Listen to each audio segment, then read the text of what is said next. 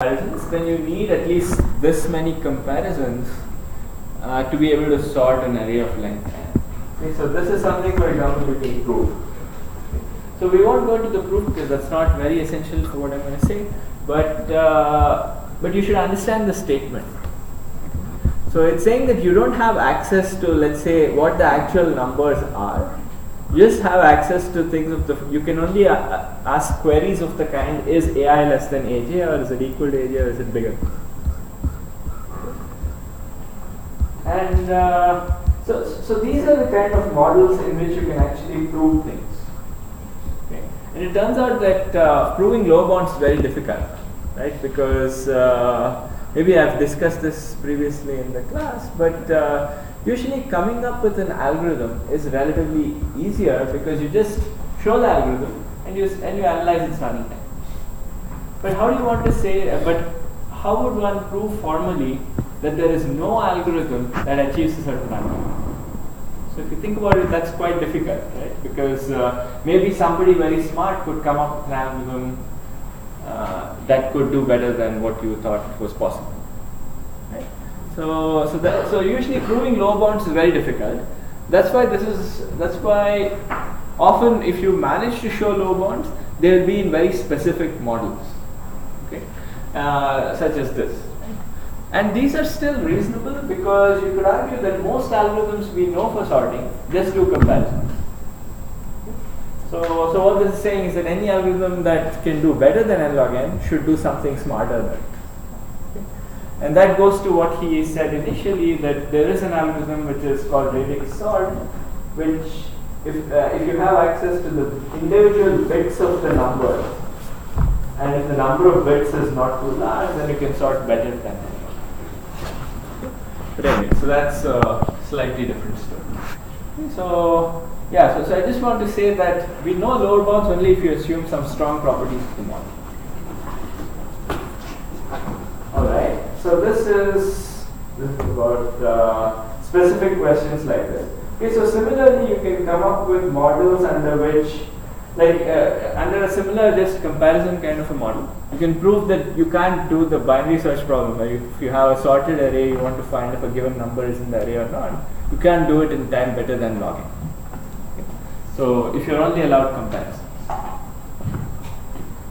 Okay, and one thing I want to say is that answers to questions like this are not known. Okay, so these are open problems. So in fact, this whole area of intractability is based on certain assumptions. Okay, so we don't know how to formally prove lower bounds on problems. So it's based on assuming that certain problems are difficult and kind of coming up with connections between different problems. Okay, so that's what it is. Okay, so that's for the general model. So the next thing I would like to mention, maybe all of you would have seen this, but if you haven't, I just thought I should mention this. So how many of you have not heard of Turing machines before? Or how many of you have heard of Turing machines? Okay, good. So that's a prerequisite for the class, so that's good. So yeah, so it's kind of an idealistic model for computation where you have infinite memory but finite control. Okay, like control is you can think of it as the program that drives the computation. And any computation you can view it as, as basically a Turing machine being executed. Okay. And yeah, so the infinite memory assumption is an idealistic one, obviously. So, alright. So the kind of questions we want to understand are what problems can be solved efficiently. So that's the general goal of this whole area about area of complexity theory. So this whole area is called computational complexity.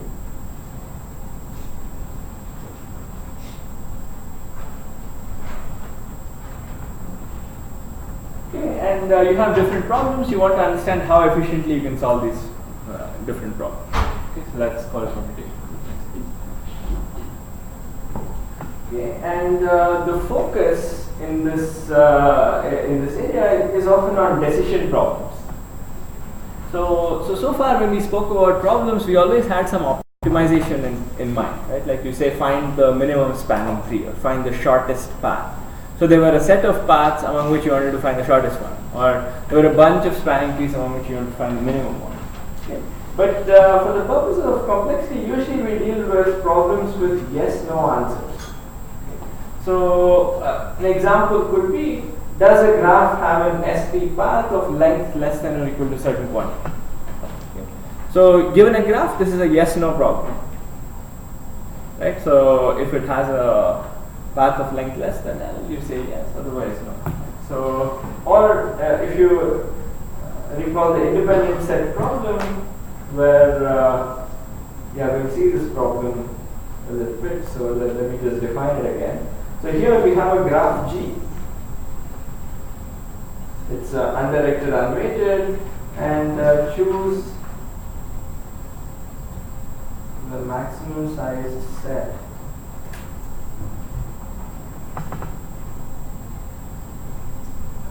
of vertices such that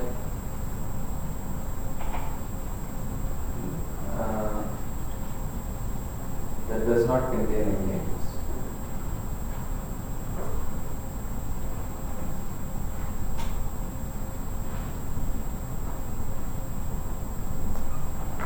Okay, so if you remember, we saw a linear program for this problem which we said was really bad. Okay, so a couple of classes ago. So it's just, so here you want to find, so this is an optimization problem, right? So you want to find the largest set of vertices that has no edges. Okay, so that's the independent problem. But you can now have a decision version of this, where you basically say, does the graph have an independent set of size at least k for some k? Okay. So this is a decision version of this. Decision versions usually have some parameter like this, like an L or a k or something like that. So any questions about this? So about what a decision problem is?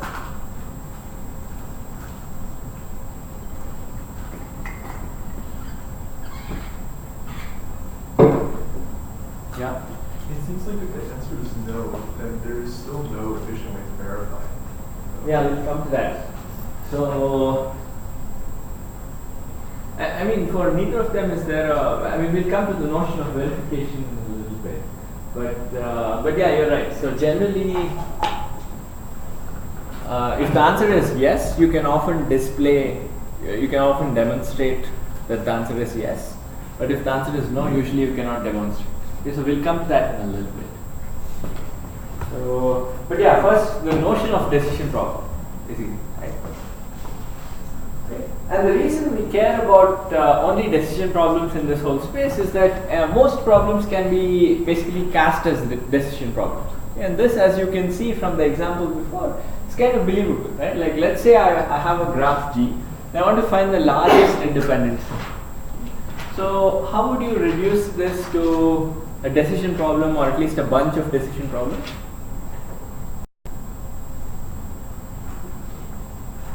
Let's say I don't want to find actually the set for starters. Let's say I want to find the actual best value, okay, the size of the largest independent set. How would you reduce this to just a decision problem, a bunch of decision problems? Yeah. Has an independent set of size k for k equal 1 to n. Yeah, so you could just say, okay, does it have an independent set of size 1, size 2, size 3, so on. And at some point, for some time, it will say yes. Like if you had an algorithm for solving the decision problem, it would say yes for a while, and then it would start saying no. Okay, so the largest number for which you get a yes is the desired independent set. And of course, you can be a little bit clever about this. You don't have to go in increments. You could do binary search, like so that would reduce the number of queries that you actually make. So that's fine. Okay, so optimization and search can be reduced to independent set. Can be reduced to just the decision version. And okay, so that's one reason we focus on just the decision version. And in fact, you can go one step further and you can say that not just the value of the independent set, but even the independent set can be found by just, if you just had access to a way to solver for the decision version. Can you guys see how? Like actually coming up with the set. Right?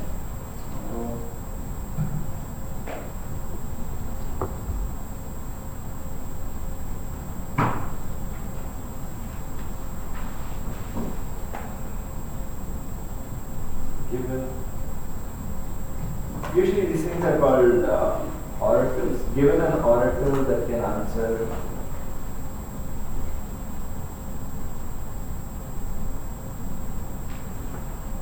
decision independent set, we can efficiently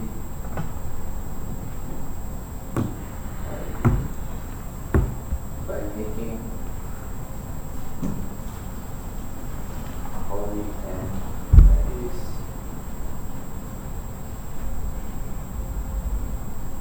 fine.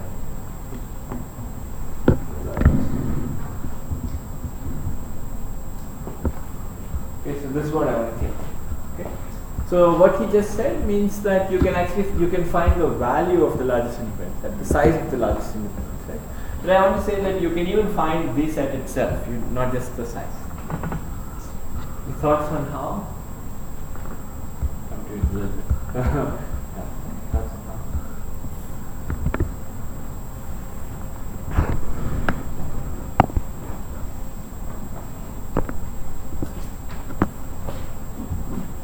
Remember, you can give modified graphs and stuff. So,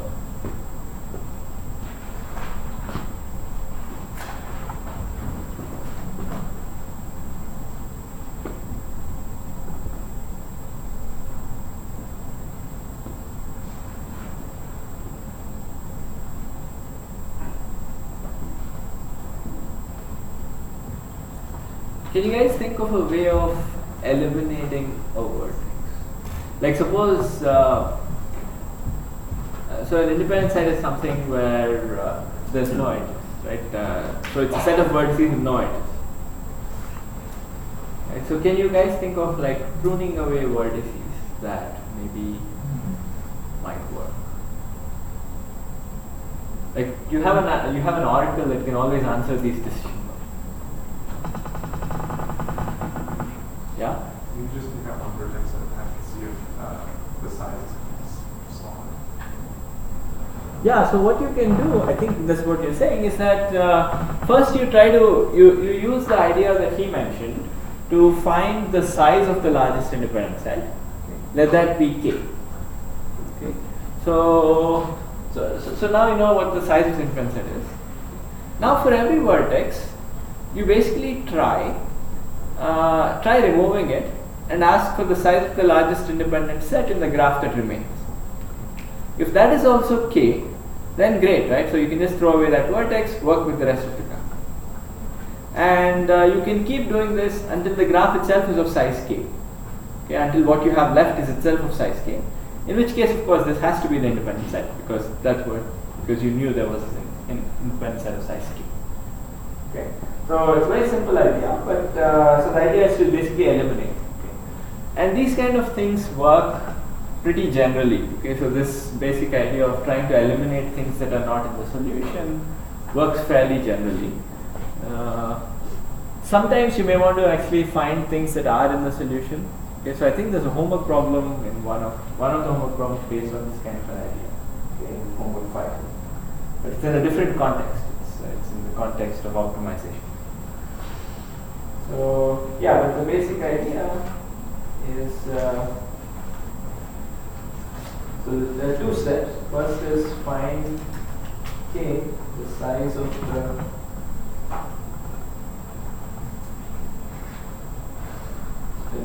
set.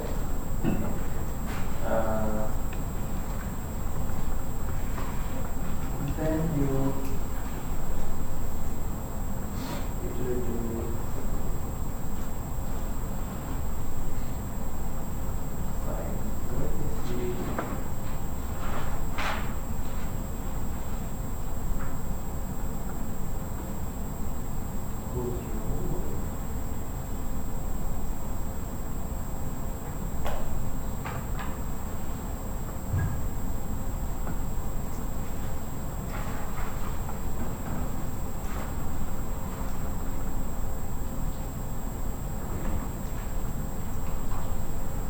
Okay, so this is the idea, and this can easily be implemented.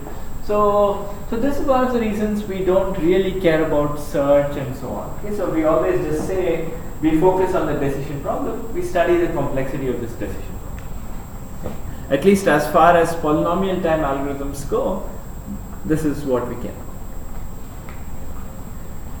All right.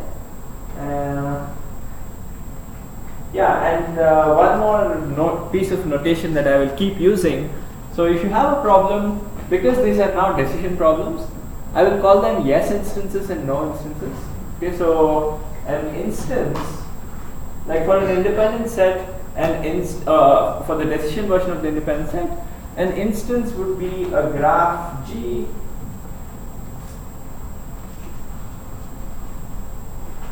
Okay, so this is an example of independent set. It would be a graph G and a number K. This is what we defined as the instance of. If a shortest path was graph G and a length L, right? So this was for the decision version, and you say that this is a yes instance.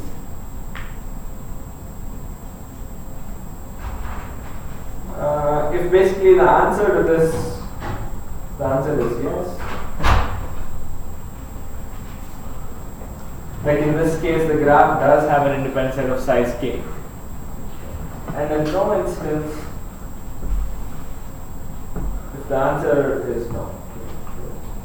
This is just a trivial notation, but we will use this, and I don't want you to get confused when I say yes instance. So a yes instance of a decision problem is an instance for which the answer is yes. So any questions? Obvious thing, but I just want to make clear. Alright. Okay, so now that we have this basic notion of decision problems in yes and no instances, alright, so let me talk a little bit about the notion of complexity classes.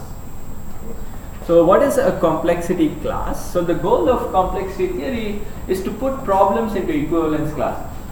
Okay. So the general idea is to put problems into equivalence class.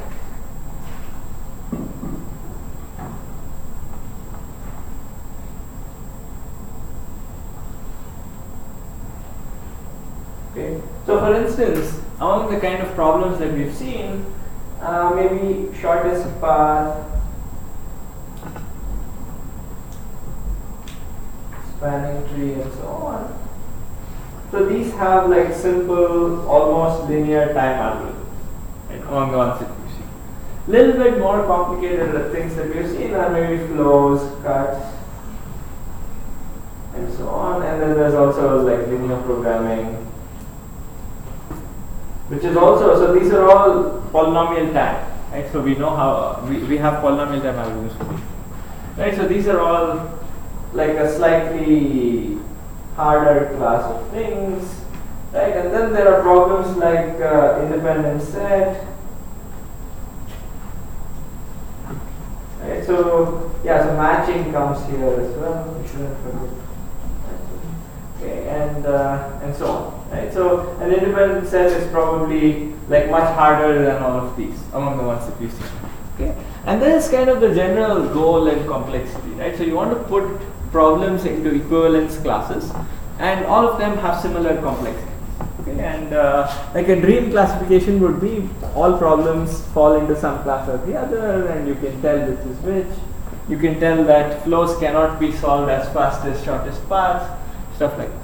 Okay. So we don't have such a fine-grained understanding, but this is the hope, okay, of complexity theory. And this is why, and so what you should remember is that a complexity class is, so a class is a set of problems.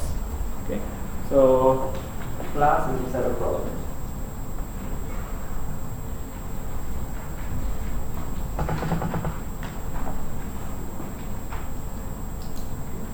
And these are usually all decision problems. Okay, so usually we only care about decision problems. Okay, so this is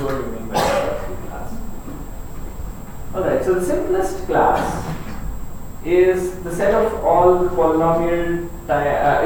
It's a set of all problems that have polynomial time algorithm. Okay, so this is called the class P.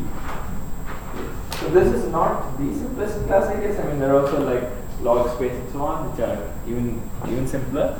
But for our purposes, this is probably the simplest class. Okay, so this is set of all problems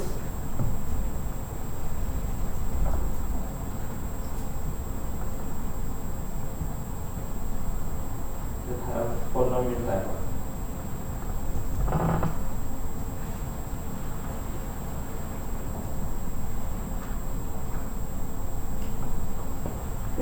So this is easy, right? So for instance, all of these problems fall into P. So that's polynomial time. Yeah. So one thing that maybe we must have mentioned in the beginning of the course: why do we care so much about polynomial time algorithms? So how would you answer if somebody asked you this question? Why do computer scientists care so much about polynomial time? Because we can efficiently solve them on a computer. But what do you mean by efficiently, right? So I guess the kind Without of using too many resources. right. But see, the word polynomial is very general, right? I mean, I guess the kind of questions people ask is an n to the 100 algorithm or n to the 1000 time algorithm, why is this any better than, let's say, a 1.1 to the n time? Okay, if you really want, you can make it 1.001, right? So I mean, this we consider as a bad exponential time algorithm. This we consider as a pretty nice polynomial time algorithm, right? So I mean, yeah. So I'm just, this is just for curiosity's sake. So how would you answer such a question? Yeah? At some point, when n is large into the future, there is going to be a point where that starts being higher consistently. Yes, that's certainly true, right? Like this is going to dominate after a while, and it's going to really blow up way faster than this guy. Okay? So there's another reason which I think somehow is not emphasized as much, is that one of the nice things about a polynomial growth rate is that if the problem size, let's say, scales up by a factor of 2, okay, then the running time only scales by a constant.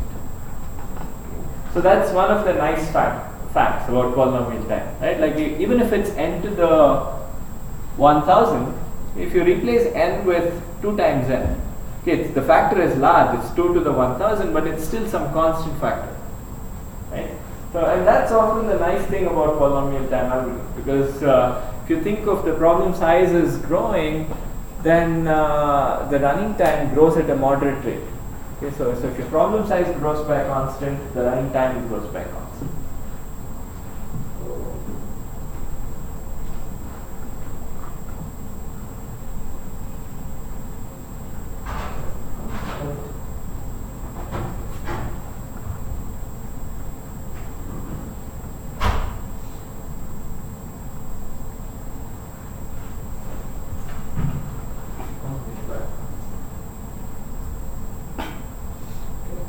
So that's one nice property of polynomial time.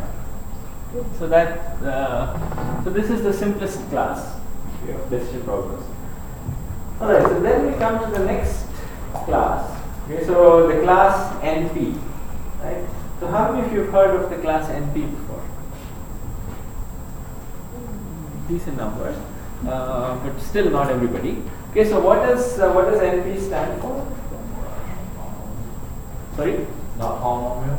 Okay, so that was an answer I was hoping nobody would give, but but this is the answer that actually it's something that I was hoping somebody would say, so that I can say that is definitely not the thing. Okay, so I mean, that's, if there's one thing you remember from this course, it should be that NP does not stand for not polynomial. Okay, so it's actually a positive connotation. Okay, so NP stands for non-deterministic polynomial planning.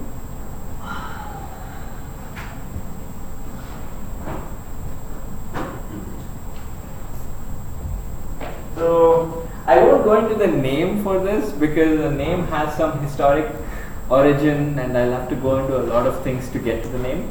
If you guys have seen any automata theory type class, you would have seen this thing. Okay, but but this is what NP stands for. And but the point is, NP is the set of all problems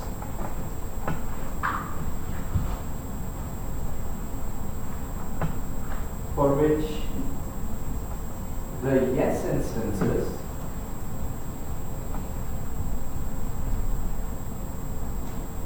have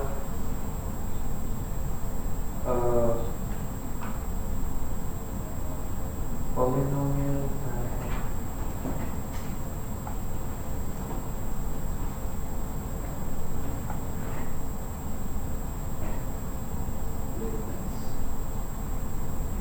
So I will get to what this means in a second, but this goes to what he was saying at some point. Okay, so these are the set of problems for which, if the answer is yes, the answer to an instance is yes, okay, you can come up with a short certificate or a witness that the answer is yes. Okay, and this witness can be verified in polynomial time. Okay, so what do we mean by this? Okay, so it looks more abstract than it actually is. Okay, so let's take. So it turns out that the independent set problem is in this class. Okay, in fact, many problems, we'll see a few examples that you would think of are actually in this class. So which is So let's take the independent set problem. This is graph G. Does it have an independent set of size k? So one instance of this problem consists of a graph G and a number k.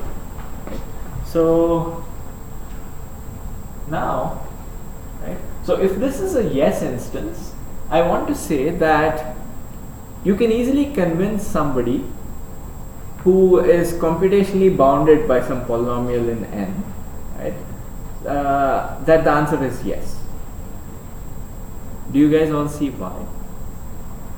So often the way I like to think about these things is there is an instance, okay, that's given, and there is a resource constrained person whom we call the verifier. So this person likes to know what the answer to that instance is. Okay, and but this person can only do polynomial time computation. So this is a weak person, he can only do polynomial time computation.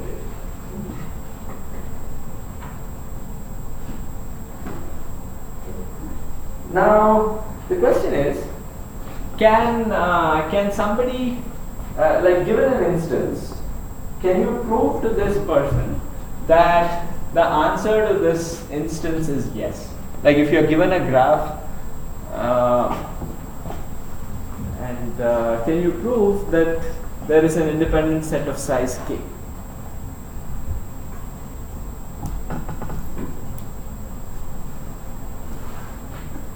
So here it's all about understanding what I'm asking, right? So yes. So if suppose that the person who is proving is computationally unbounded, right? So maybe that's another thing to think about, right? So there is this large, you know how to draw a very powerful computationally unbounded person, right? So here there is so this is called the prover.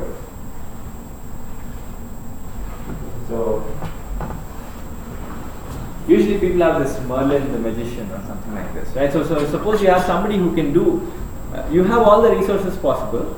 Can you prove to me that the answer to this independent set problem is at least k?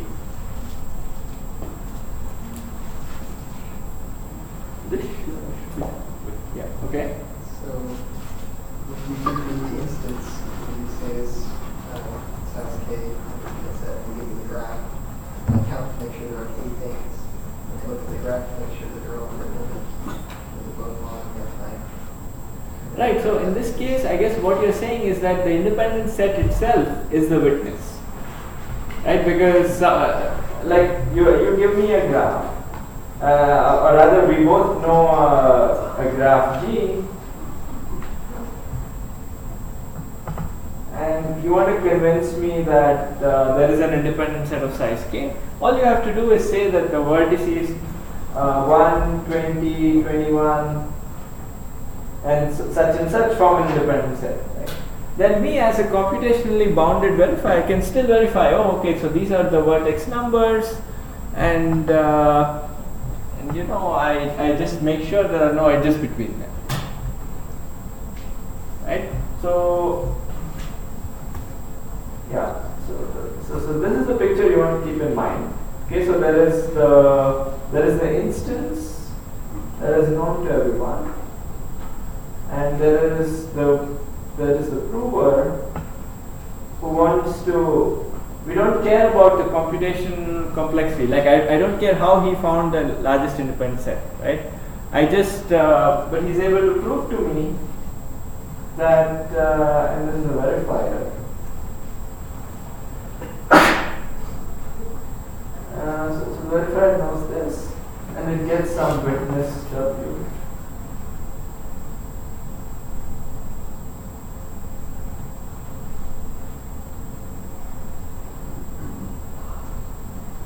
And I can do some basic computation. In this case, all I'm doing is checking that there are no edges in the set that he gave me, okay, and that its size is at least. So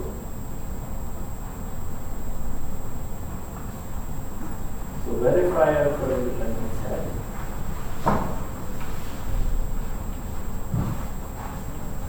So yeah, so the certificate is basically the set itself. Okay, and the verifier is simple. So the verifier basically check that size of S is more than K, and for every pair, check that UV is not in. Okay. So verifier for independent set is very simple, and the certificate itself is also the most natural. Okay, so it turns out that this is true for many problems, but not all. Okay, so we'll see. Let's see one other simple example where this is true. Okay. So another example of a problem is Sudoku, right? Like where the decision problem here is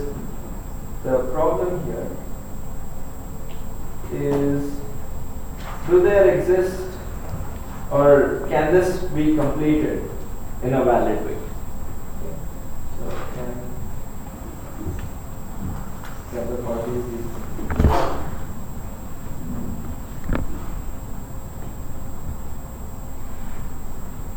in a valid way? Assuming everybody knows Sudoku, right? So you just so can you now fill the rest of the boxes so that you satisfy all the constraints? Right, so that's so this is a decision problem, right? Because the answer given an instance like this, the answer is either yes or no, right? So this is a decision problem. And now, what would be a certificate? Like, how would you prove to me that the answer is yes? Produce the solution. Yeah, so you can just produce the solution, right? So a prover who has a lot of resources could just try everything, produce the right solution, and just give it. So the certificate is simply the solution.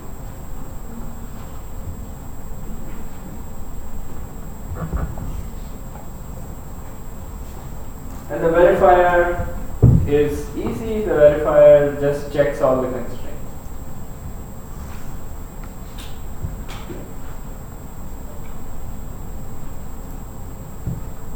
Right, so now, so the one thing I want to state is a point that he mentioned earlier. Right? It is that, remember that we want to be able to certify the yes cases. Okay, so in the no case, in fact, there should not be any certificate that will actually convince you. Okay, so this is the second part that I didn't actually state earlier, but it's actually important. So maybe I should go back and state it. Which is that in the yes case, right? So you should be able to convince. So if the instance is a yes instance, there should exist a valid certificate that will convince the verifier. Okay? And in the no case, you should not be able to fool the verifier. Okay, so this is a little bit more subtle point, but in the no case,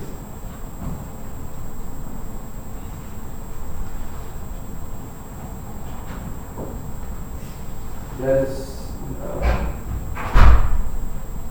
no witness W.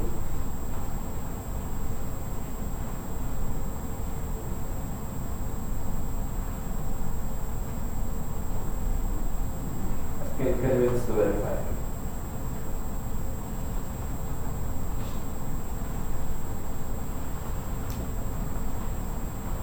Okay, so this may sound obvious to you. I mean, if there is no, if this is what the if this is the verifier, then this claim is trivially true, right?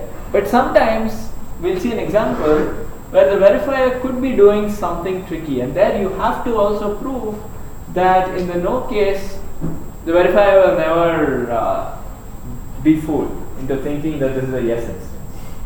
Okay. So in this case, it's obvious because the verifier is basically checking that it is an independent set and it has size more than k. Okay, so you can never fool the verifier. Right? But there are problems for which the certificate can be a little tricky. Okay, so we'll see an example. Yeah. Are we allowing that there could be, in some cases, a certificate for the no case? No. So so there could be some problems for which there could be a certificate for the no case, where you can actually certify that the answer is no. But usually for things like independent set, we don't know of certificates. Okay, for the no case. So suppose you wanted to prove to me that there is no independent set in this graph of size certain k. So this again, it kind of highlights this difficulty I was saying earlier, right? Like, yeah, so in some sense it's easier to show that there exists one by demonstrating it than showing that there is no independent set.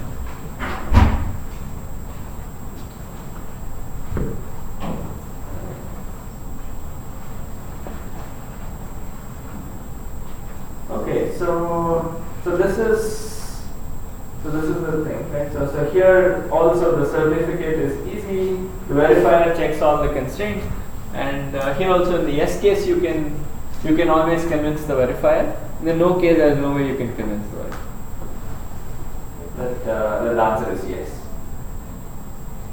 So another problem which will keep showing up. So it's I just wanted to introduce it. So this is called the circuit satisfiability problem, or it's also called Boolean satisfiability. How many of you have not seen the problem before? Because it's a little esoteric. So, okay, so it's a fair number. Okay, so, but I'm guessing that all of you know Boolean operations, right? Like you know and, or, and not. So, variables are too small, so let me write them.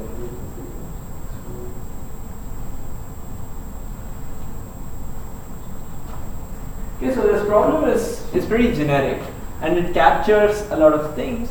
So all it is that you have a bunch of variables, x1 through xn. Okay, so this is only 5, and you have a circuit, okay? And the circuit has and, or, and not gates. Okay? And so if it's an AND gate, the output of this would be x1 and x2.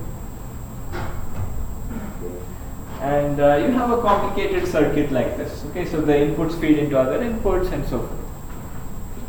Now, the satisfiability problem is basically, the question is, this is again a decision problem. It says, do there exist inputs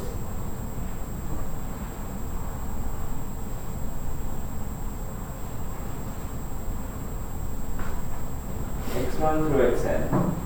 By this we mean values of the inputs, right? Like x1 equals true, x2 equals false, and so on. There exists inputs x1 through xn. extent such that the final output. Okay, so a circuit computes a certain quantity, which is the gate on the top. Okay, so this is called the output of the circuit. Such that the final output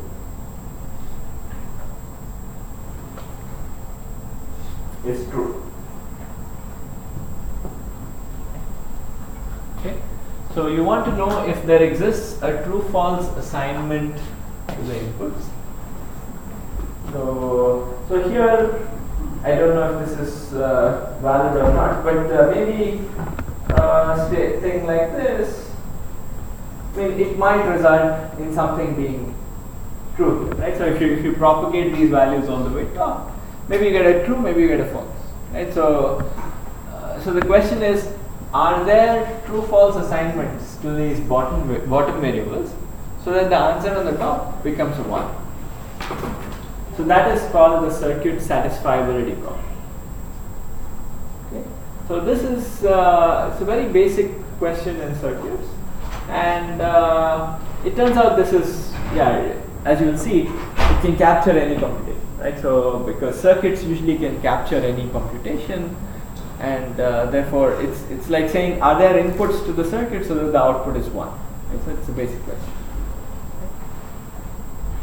So now, given a circuit, and this is the question, right? So now, is this problem, would you say that this is an NP? Like, if the answer is yes, can you convince me that the answer is yes?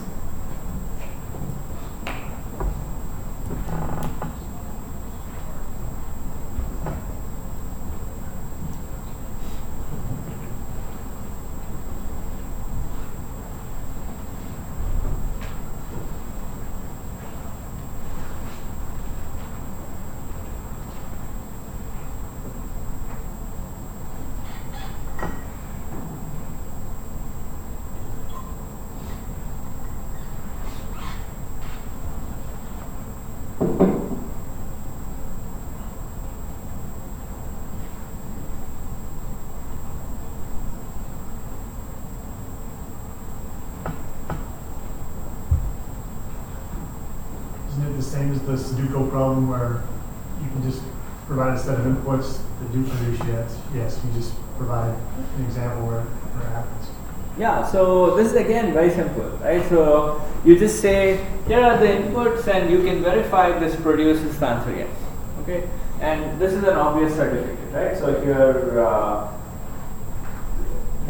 so for most puzzles, it turns out this is something you can do, right? Like you can always produce, you can just give the answer and somebody will be able to verify the answer. Okay, so that's a simple thing. Here, the assignment is the witness. Okay, and again, you have clearly the property that you can never fool the verifier into thinking that the answer is yes, right? Because the verifier is actually going to take your assignment. It's going to run through the whole circuit and it's going to verify that the answer is true. There's no way you can fool the verifier into thinking that the answer is yes. And if the answer is actually yes, of course, you will be able to convince them. Yeah? Is there some kind of way to prove verify that we have unlimited computational power so that when I'm saying no, she should believe us? Right, no, so that we don't know, right? Like so what he's asking is, suppose the prover, who's the person who wants to prove, has unlimited computation power. Can he or she prove to the verifier that the answer is no? Okay, this we don't know. Okay, so this is called the NP versus co-NP problem. Okay, so we don't know if you can prove that the answer is no. Okay, we believe that you cannot in general. I'm saying is prove that I have unlimited computational power so the prover has unlimited computation power, but the verifier does not, right? So yeah, but if the prover proves that she has unlimited power, then the verifier should trust it. oh no. So Right, but how do you know that one could have unlimited power, but they may not be truthful, right? So that's the kind of thing. So yeah. Yeah, so far we've seen easy examples. Okay, so we've seen examples of the puzzles kind where the certificate is actually quite easy to come up with. Okay. So here's a simple example where it's not that easy to come up with a certificate. Okay, so suppose I give you, so the question here is given, so this is a number that has n bits.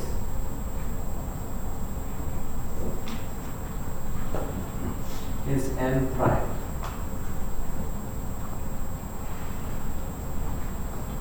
So this is the question. And right, so in the yes case, how do you convince me that the number is actually prime? So I gave you a big number, and so remember the size of the problem here is small n. This is what we keep saying, right? Like the size of this problem is small n. So can you convince me that the number is prime? Note that this is a weird case where it's easy to convince me that the number is composite, if it is actually composite, right? Because you can give the factorization. Okay? But if it happens to be prime, it's difficult, or at least it's not immediate to us how you would convince a person that this is actually prime. Do you guys see the problem? Because here you can't say, that here's a certificate in an easy way, in a trivial way. Like for all the previous problems we have seen, here to convince me that this is a yes instance, all you had to do was give the values of what these bottom assignment, give the assignment, right? But here it's not clear. So if you have to convince me that n is a prime, not clear how to do this.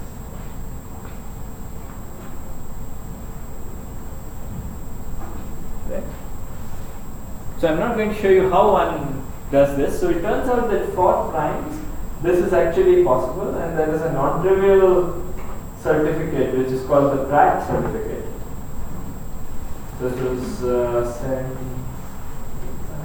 so for a while people didn't know if this question was an NP or not, right? Like okay, can you certify that a number is prime? So it turns out this is actually tricky. So it involves some number theoretic constructions, and it's like a recursive certification where you give a certification of the factors of n minus 1, you prove that those are prime and so on. Okay, but it turns out the overall thing has polynomial size. So this is one of the tricky parts. Yeah, there are also problems for which we believe that there are no certificates. Okay, so one example is, the question is, forgot to put the picture, but suppose you have, so I give you a picture of a chessboard with a few pieces, and I ask you, is this a winning move for white? Okay, so given a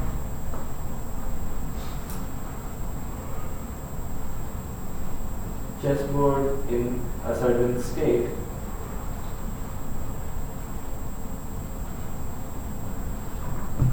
remember all our chessboards are n by n. So this is a generalized problem. Okay, so in a certain state. And does there exist? Is this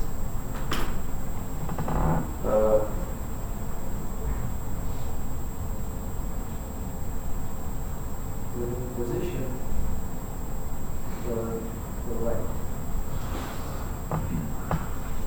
So winning position basically means that no matter how the opponent plays, there is still a strategy for winning. Okay, so that's how winning positions are usually defined in games. And so problems of this kind. So here also we don't know of good ways of certifying that the answer is yes. So suppose, so imagine this, right? Like somebody gave you a chessboard and asked, is this a winning position for white? How are you going to convince the other person that this is a winning position? Right? So it seems tricky, right? You have to say, oh, you play this, then the other person plays this, then you slowly explode, you very quickly explode to the number of possibilities that you have to cover. Okay, so there's no short certificate that you can give. Okay. So so these kind of problems, it turns out, are very difficult, and we don't believe that you can actually find certificates like this. Okay, so all right, so this is roughly what we've seen. Right, so we saw that. So firstly, we saw the definition of the class NP. Right, so this is non-deterministic polynomial time, and so these are problems for which the yes instances have a polynomial time verifiable witness. Okay, so to prove that a problem is an NP, what you've got to show is that there exists a certificate, and there exists this verifier who can verify this certificate. And the verifier should run in polynomial time. So that's just a short summary of what NP is. But many natural problems are in NP. Okay, like most puzzles are in NP because you can give the solution and somebody will be able to verify it. The satisfiability problem is in NP, and so this primarily is non-trivial in NP. There are a few problems that are not. Alright, so the next thing I want to say, which gets us to this notion of reductions, is this theorem which is often called the Cook-Levin theorem. So it was discovered independently by Cook and Levin. So what it says is that every problem in NP is basically the circuit satisfiability. Okay, and what do we mean by this? So I will give only an informal proof of this, because the formal proof I don't think is very enlightening. But I want to say that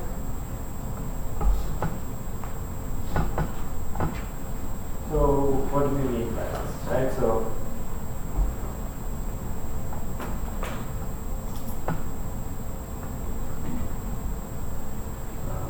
suppose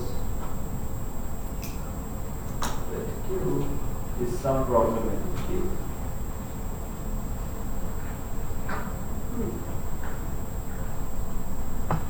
And there is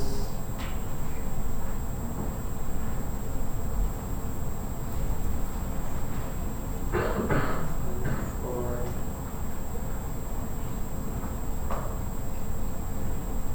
every instance I of Q, we can come up with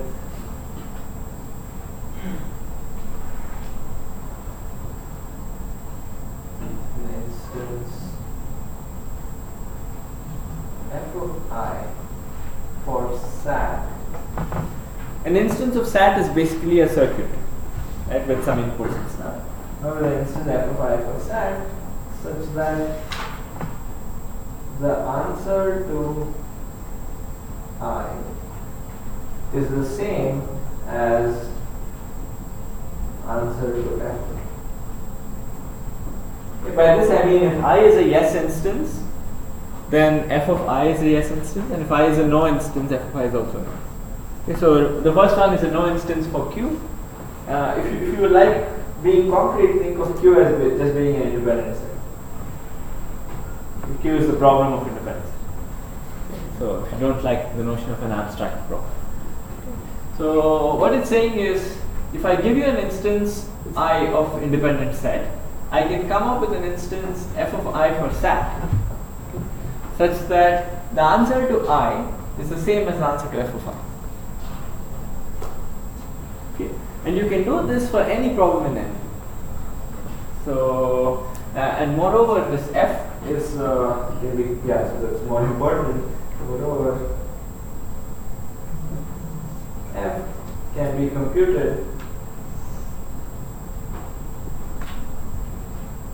poly type.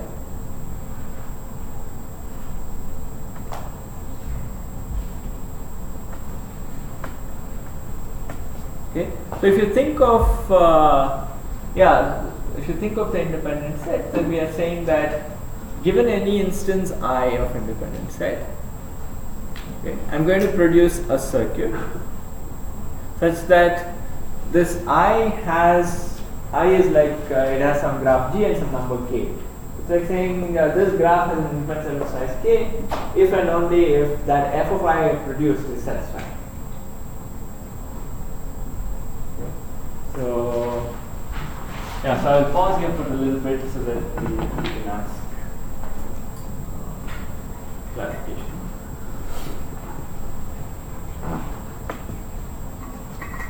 Yeah? What was SAT again? What is the SAT? What does that stand for? Okay, so SAT is just this problem. Okay, got it. Yeah. So instead of just writing circuit satisfiability, I forgot to mention that. We will either call it Boolean SAT or just simply SAT.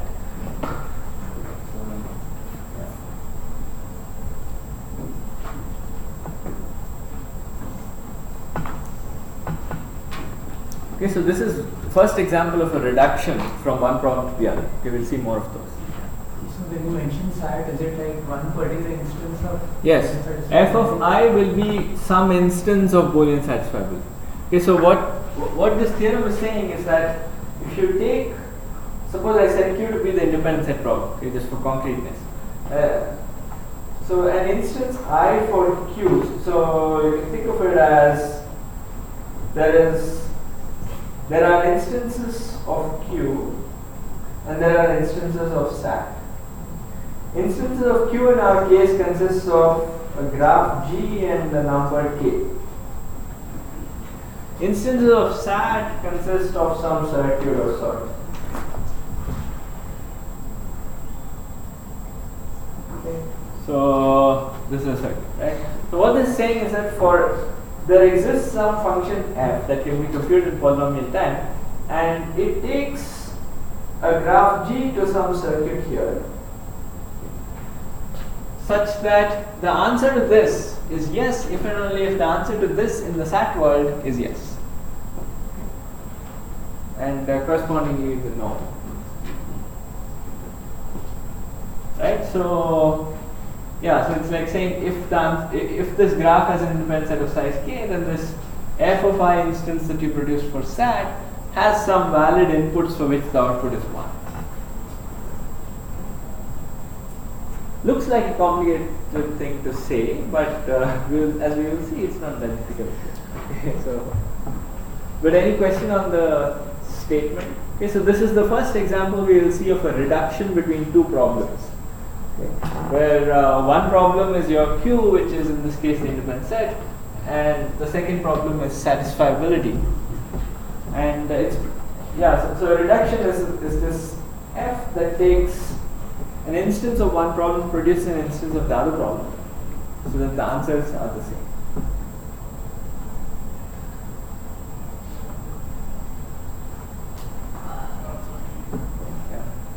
So you are referring to just like translation of the instance to another instance, right? Not the solution itself. Yeah. Not the vector of the solution, but the problem itself. Yes. Yeah, and that's important. So we are looking at, because these are yes/no problems, right? So yeah, we are looking at yes/no problems, and the important thing is that the instance I can be transformed to f of I without having no idea about what the answer is.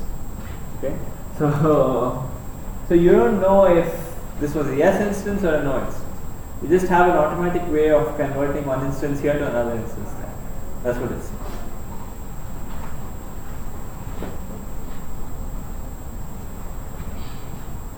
Alright, so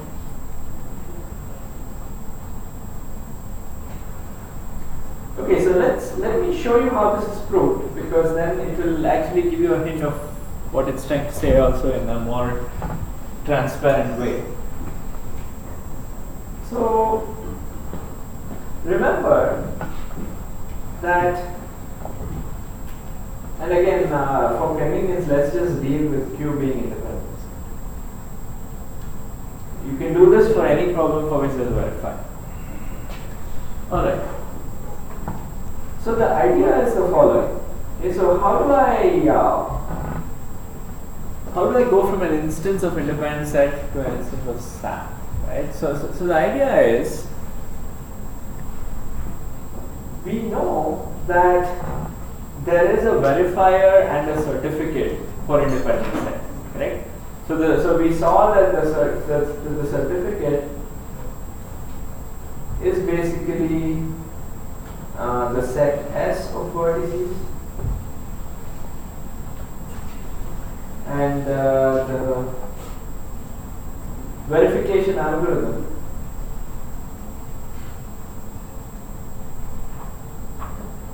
is basically check that size of S is more than K and check that there are no edges.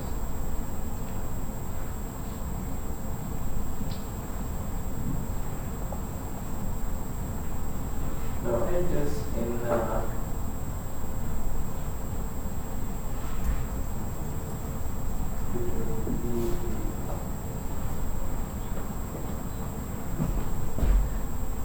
Alright, so now what I want to say is that this verification can be done in a circuit like math, in a circuit. Okay. So do you guys see how that could be possible? I mean, we have this meta view, right? Like any computation can be encoded as a circuit. Or at least you should have this meta view, because computers are essentially electronic circuits, right? So you should have this view that any computation can be encoded as a circuit. Like for instance, like if you had to verify, so what you could start off by saying the certificate is some set S of vertices. So you could imagine for every vertex there is a binary thing, there is a variable to xn, okay, it's supposed to be 0 or 1, right? And 0, 1, 0, something like this. 0 means it is not in S, 1 means it's in S. You could imagine constructing a circuit that does this verification for me, right? And now it's doing a bunch of things. So it's doing two checks, right? Or two kinds of checks. And both of them have to come up to be true, right? So in some sense you could say, I have one piece that checks this first constraint, okay, this, and another piece that checks the second thing, and I take an AND of the output, and this is what my verifier algorithm is doing, right? It's doing one check, which is check that S is more than K. Another thing is that it's checking these kind of things, and it's taking AND of all of them. Right? Now, the first check is relatively easy. So it takes all of these inputs, and let's pretend that we are allowed to use addition gates in our circuit. Right? So we know that addition gates can be simulated by ANDs and ORs and so on. Okay, so let's assume you can use addition gates. Then you just have an addition gate here, and maybe it's a threshold gate. Let's say it returns yes if it is more than K, and it returns 1 if it's more than K and 0 otherwise. So threshold gates can be implemented using just AND OR. Okay, so that's not very hard to do that. But let's assume you have a this addition. So this part is easy to implement. Okay, so all you have to do is sum up the things, check that the sum is more than K. This can be done. And the second part is also not very difficult, because all I have to do is I must have some kind of an OR gate that checks if at least one edge is present or not. Right, so I have to somehow check if there is at least one edge within these things. So for each edge, okay, I have let me write down this thing, and then you can verify this.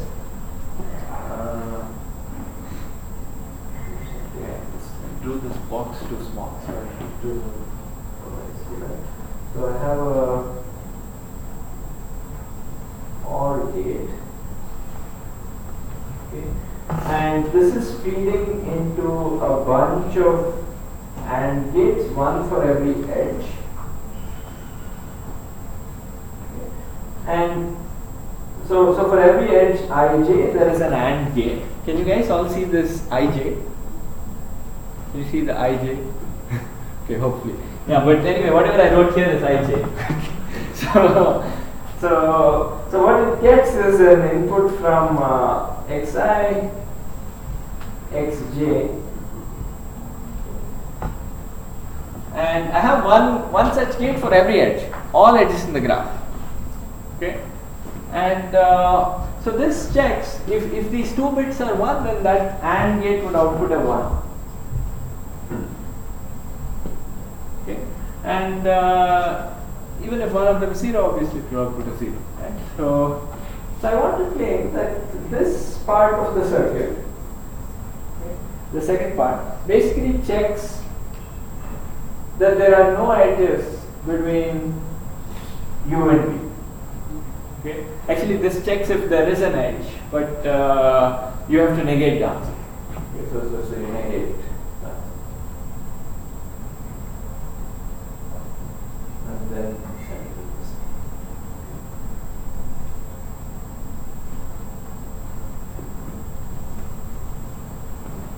so what I'm doing is actually just so it's very simple. So you can try to follow this. Okay, so if you have any questions, just ask.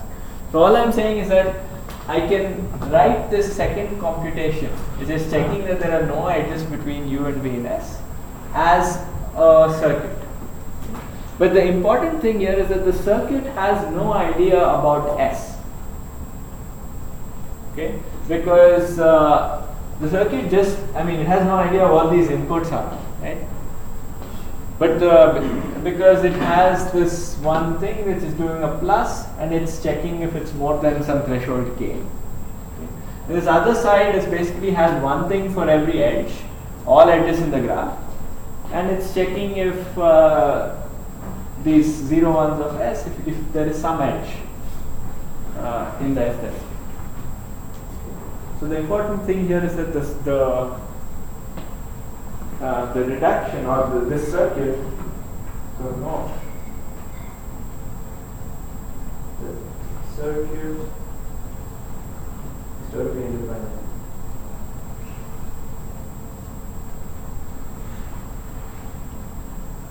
Of S.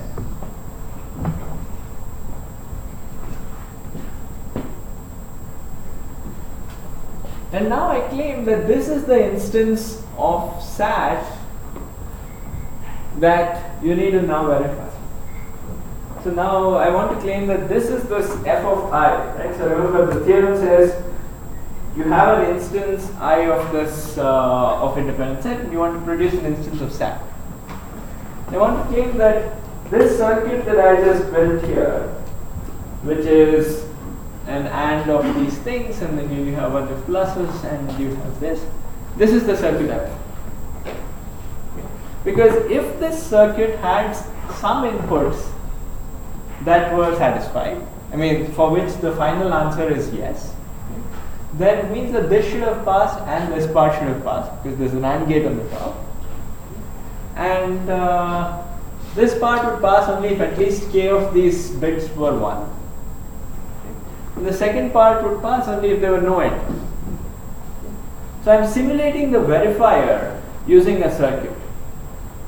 That's essentially what I'm doing. And that circuit is now the and these bits now correspond to the witness. Okay. So I have essentially built a circuit which captures the verifier, which takes this input, the witness, okay, and the output is whether the verifier outputs a yes or no.